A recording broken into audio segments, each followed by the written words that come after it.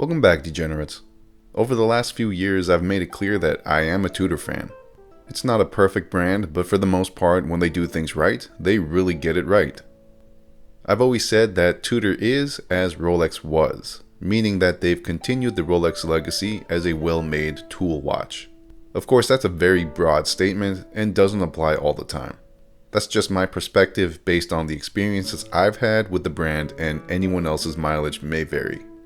With all that said, there are 3 Tudors that stand out to me that are so influential to my current preferences that I would not be opposed to calling them my own personal holy trinity.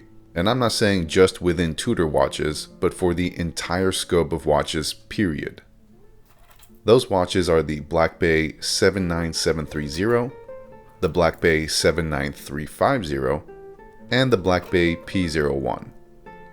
Yes, these are all Black Bays, and I can already feel your eyes rolling.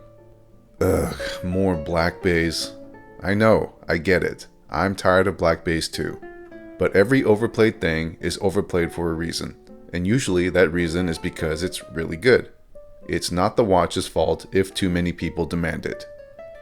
Now, I'll be the first to tell you that I'm bored of Tudor's dedication to this line, but I will never get bored of these monochrome steel beauties. Truth be told, before the 79730 came around, I could not give a crap less about Tudor or any overpriced Swiss bullshit for that matter. Nothing really interested me, and I was content with my G-Shocks and Pro Divers. The 79730 is what got me hooked. Unlike anything else I had seen before, this one exuded character enough to get through my screen and smack me right in the face. Unlike every other luxury watch I had seen before, this one did it for me, no contest. But a pretty face means nothing if there isn't any substance underneath the surface. I can assure you, you only need to hold it briefly to understand why watch nerds go full retard with it. Never go full retard. These older heritage models are built on another level. And while you may very well be settling for a lesser name when compared to Rolex, you are absolutely not settling for lesser quality by any means.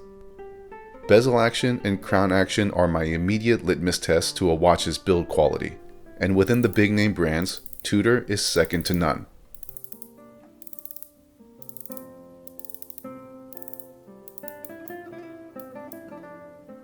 I can't speak for current models, but for this era of Tudor, I will die on that hill. Doing things like changing the time, setting the date, turning the bezel, it was all eye-opening. I'm not here to downplay the quality of more affordable watches. At the end of the day, they all do the same thing. All I can say is that my standards for quality were forever changed because of it, and you can read into that however you want. Anyways, after the 79730, with all of its infinite awesomeness, the only logical steps for me moving forward were the 79350 chronograph and P01.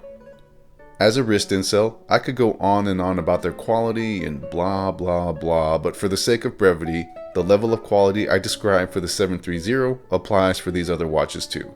They're outstanding. This triforce of steel combined together represents my watch preferences almost to the T. This combination is absolutely beautiful. Maybe not in a conventionally artistic way, but in the kind of way a man finds a well-stocked Home Depot is beautiful.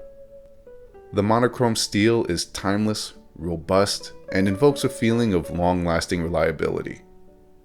The fact that these watches aren't popular in social media makes them even better. Everybody loves an underdog, and in a way these watches are kinda like horological pariahs. They don't cater to watch community societal norms, and they have their own style that is very much unique to Tudor. I mean, take a look at the P01 for Christ's sakes. Like, what the hell is this thing? It's fucking awesome is what it is. The P01, as it pertains to watches, is a historical trendsetter, undeniably paving the way for the base design of many divers today. And above all of that, it's just a cool thing from top to bottom. The different layers and moving parts may seem gimmicky, but the quality is so tight, it's easy to overlook. It's a playful side of Tudor that still retains the rock-solid quality of a heritage Black Bay, meaning that you get the best of both form and function.